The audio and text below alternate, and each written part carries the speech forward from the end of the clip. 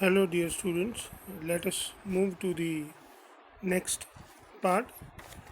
Let us understand the question that we need to study today. Depict the galvanic cell in which reaction, that is, zinc solid plus silver ion aqueous, it gives zinc ion aqueous and 2 silver solid, takes place. Further show which of the electrode is negatively charged. The carrier of the current in the cell, individual reaction at each electrode, the carrier of the ions in the cell, and overall reaction. So let us try to understand the same. First, we want to understand about the cell. So it's a galvanic cell. So what is the rule? The one which is more negative redox potential, such couple is placed at left side. It is an anode, it is negatively charged electrode, and there the oxidation takes place. The rule is simple, like LOAN, left side oxidation, anode negative. So we will put zinc, which is having the more like negative electrode potential. So zinc oblique Zn plus 2, then we have salt bridge, and then silver electrode. So this is the reduced, sorry, this is the oxidized form in contact with reduced form. This is the reduced form and this is the oxidized form. So here what we can simply understand is Zn solid oblique Zn plus 2 aqueous X molar is electrode that is negatively charged, where the oxidation takes place. Here you can see in the reaction itself that zinc is converted to Zn plus 2, and that is why it is an oxidation reaction. Same way silver, if you look at silver, is converted to silver solid, so oxidation number is decreased, and that is why it is the reduction reaction.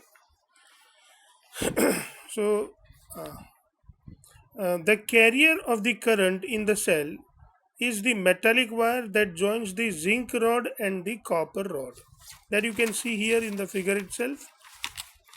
See, here we have zinc rod dipped into the Zn plus 2 ion. Here we have silver rod that is dipped into the silver plus 1 ion. Here the zinc rod and silver rod are joined with the metallic wire, which is the carrier of the electron, or which is the carrier of the current, and this is the salt bridge, which is the carrier of the ions from this solution. So this is what we can simply understand here, that the carrier of the current in the cell is metallic wire that joins the zinc rod and copper rod. Reaction at each electrode, let us understand what are the various reactions that takes place at each electrode. At anode there is oxidation, so zinc are converted to Zn plus 2 and 2 electron. At cathode there is reduction, where silver ion are converted to silver solid. The salt bridge behaves as a carrier of ions in the cell and maintain the ionic balance.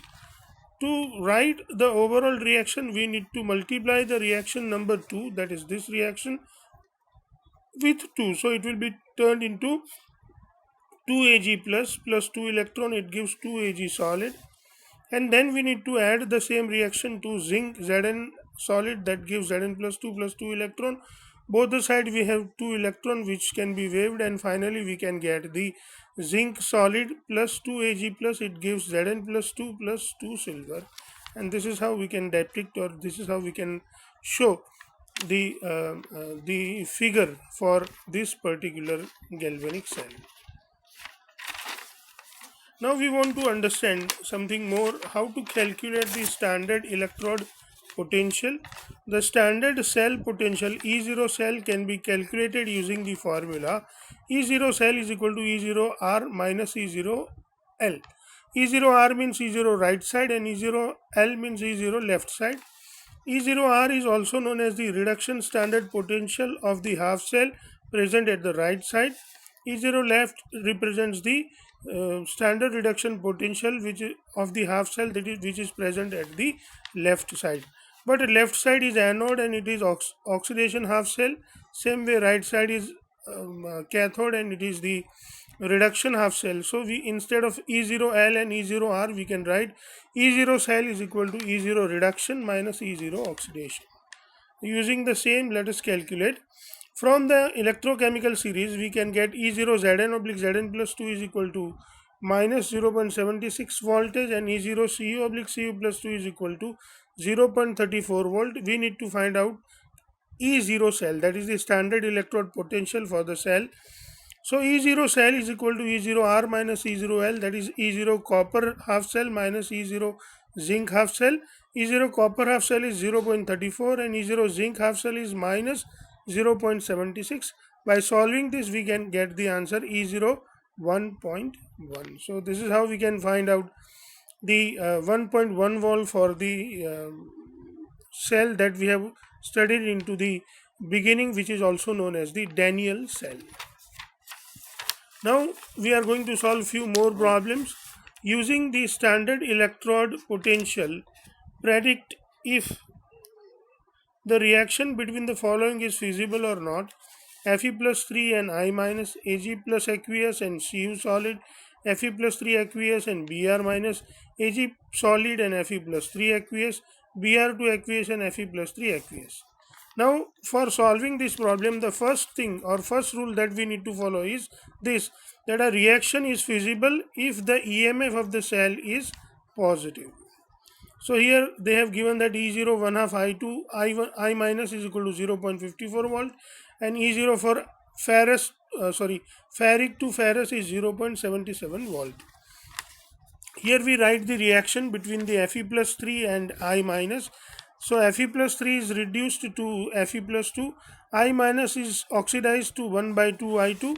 So the cell we need to find out is, as left side we always put the oxidation half cell. So oxidation half cell is made up of iodine, reduction half cell is made up of iron because iron is reduced. We here are using platinum as an inert electrode for both the sides, and then we find out E0 cell. E0 cell is equal to E0 reduction minus E0 oxidation. We put the value, E0 reduction is 0.77 and E0 oxidation is 0.54, and finally we get 0.23. This is a positive value, and as the E0 cell is positive, the reaction is feasible. Now we look at the second reaction.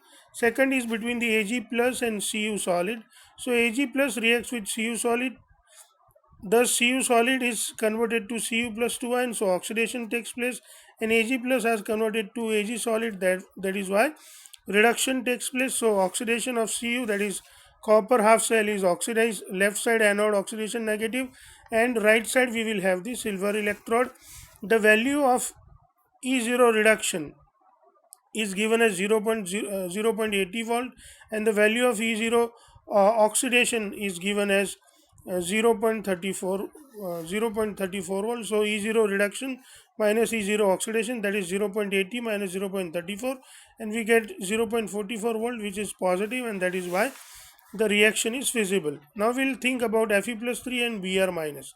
See, Fe plus 3 and when reacts with Br minus, Fe plus 3 is reduced into Fe plus 2. You can see here, this is reduction, and Br minus is converted to 1 by 2 Br2 gas, which is an oxidation reaction. So Br minus will be an oxidation half cell, and Fe plus 3 will be the reduction half cell.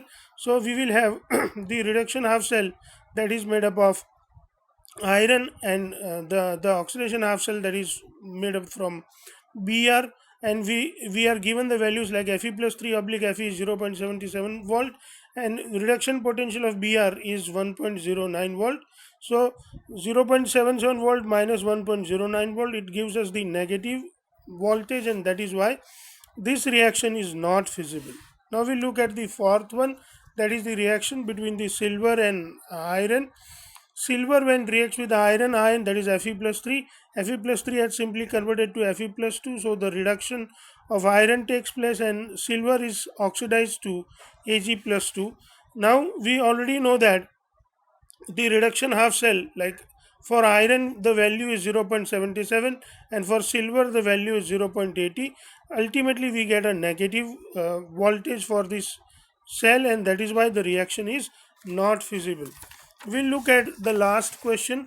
The last question tells us about the reaction between the Br2 aqueous and Fe plus 2. So Br2 aqueous, when the potential for half cell is given. For bromine it is 1.09 volt, and for iron it is 0.77 volt. 1 by 2 Br2 when reacts with Fe plus 2, it turns Br2 turns itself into the Br minus. So here the reduction takes place, and Fe plus 2 turns itself into Fe plus 3. So here the oxidation takes place. E0 reduction minus E0 oxidation.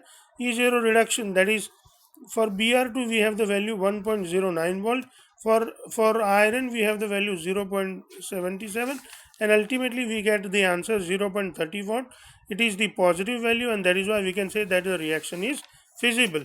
My dear students, all these calculations are done based on the standard electrode potential.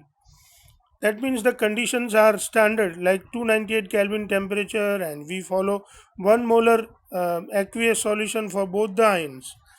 But if the condition is not standard, means the concentration of ion is not 1 molar, in that case, in the next video we will study how we can find out the cell, using some, like, we will derive an equation for how to calculate the cell, and that equation is known as Nernst equation. So in the next video we will study about the Nernst equation. Thank you, dear students.